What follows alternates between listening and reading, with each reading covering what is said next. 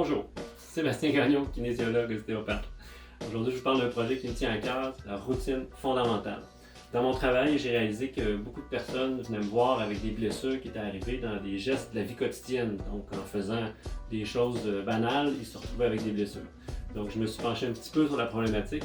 J'ai réalisé qu'avec la sédentarité puis le manque de mouvement dans nos vies aujourd'hui, on perd un petit peu le contrôle moteur de certains mouvements qui sont essentiels et donc fondamentaux, comme dit la routine.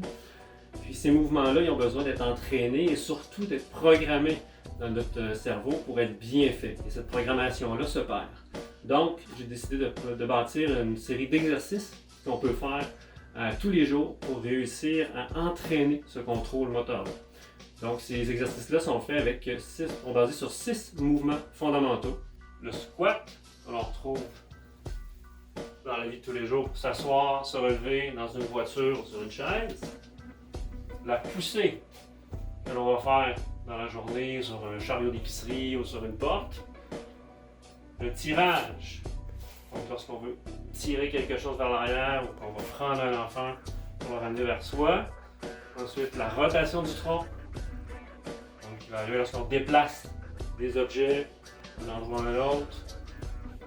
La flexion du tronc, donc lorsqu'on se penche vers le sol pour ramasser des choses. Et finalement, la fente.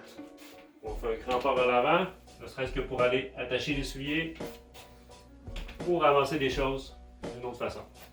Pour bien comprendre l'importance des mouvements fondamentaux dans les gestes de la vie quotidienne, on va prendre un exemple comme pelleter de la neige. Lorsqu'on pèle de la neige, ça va être une combinaison de ces mouvements-là.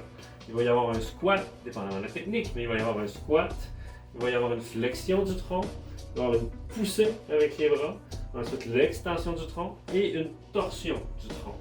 Donc, tous ces mouvements-là, on les retrouve dans les mouvements fondamentaux et ils nous permettent de faire le geste qui est de pelleter de la neige. Donc, tous les gestes de la vie quotidienne sont une combinaison de ces mouvements-là. Et s'il y a une faiblesse dans un de ces mouvements-là, c'est là qu'on risque de se blesser. Pour bien comprendre l'importance des mouvements fondamentaux dans les gestes de la vie quotidienne. Les avantages de la routine.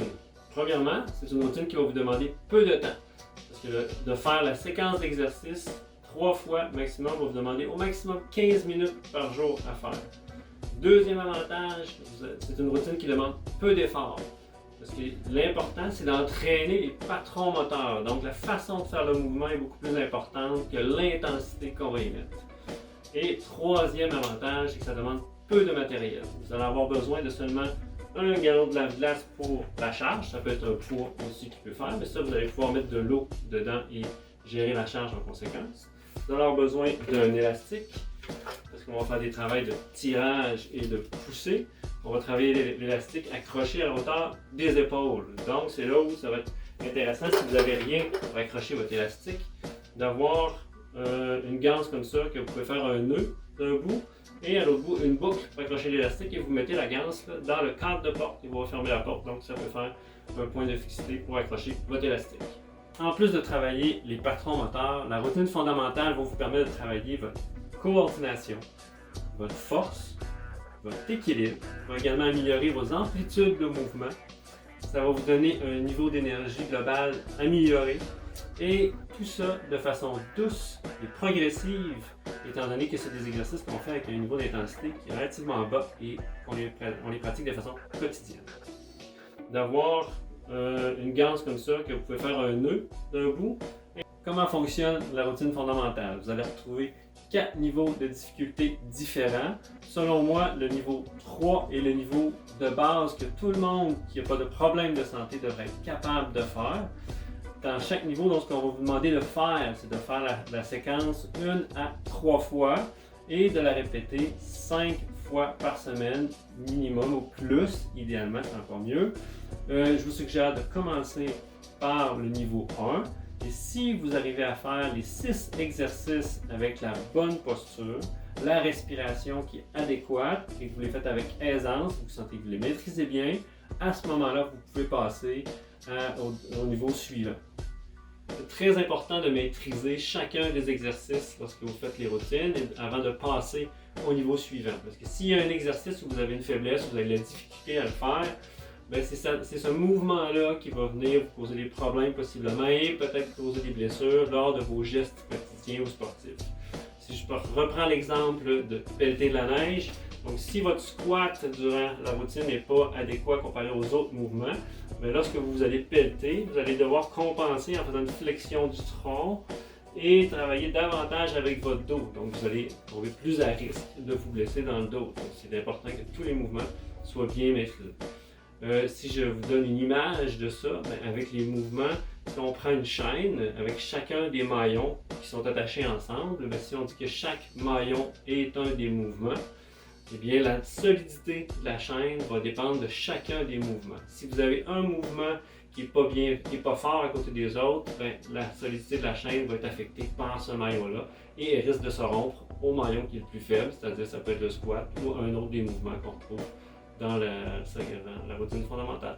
Et travailler davantage avec votre dos, donc vous allez trouver plus à risque de vous blesser. Afin de vous assurer d'avoir une bonne posture durant tous les exercices de la routine, on va vous demander d'engager le plancher pelvien en tout temps et de contracter le muscle transverse de l'abdomen. Engager le plancher pelvien va vous permettre de stabiliser le bassin et de soutenir les organes internes. Pendant ce temps-là, le transverse, lui, va pousser les viscères contre la colonne vertébrale, ce qui va permettre de stabiliser celle-ci et d'éviter d'avoir des blessures. Quand on contracte le transverse, ce que ça va faire, c'est qu'on va rentrer le nombril. Donc ça consiste à rentrer pour rapprocher le nombril de la colonne vertébrale. Ensuite, on va vous demander de respirer par le bas des côtes. Comment on fait pour respirer par le bas des côtes sans faire ça? C'est simple. On ouvre la cage thoracique dans le bas, mais ça se fait très bien en gardant le nombril rentré. Je vous le montre de profil. Donc, il faut éviter de monter en haut, mais bien élargir les côtes. Un truc pour bien sentir ça et le maîtriser pour ne pas faire d'erreur, moi je vais utiliser la ficelle, vous allez voir dans la vidéo. J'utilise une ficelle tout au long des exercices que je viens resserrer une fois que mon transverse est bien contracté. Donc, je rentre le nombril. Je rapproche ici où je fais un nœud et ça me permet d'avoir un feedback, donc d'avoir une sensation lorsque je vais relâcher le transverse. Oh, là il faut que je le reprenne et que je rentre le nombril. Ça me permet aussi de savoir si mes muscles superficiels sont contractés parce que eux aussi, on ne veut pas qu'ils soient impliqués, on veut surtout que le transverse soit impliqué. Donc on ne veut pas se retrouver à contracter, que les muscles superficiels s'engagent, on va sentir la ficelle à ce moment-là. Donc je vous rappelle de garder le nombril rentré tout le long des exercices et de respirer par le bas des côtes. Assez parlé, maintenant c'est à vous de bouger et on y va pour le niveau 3.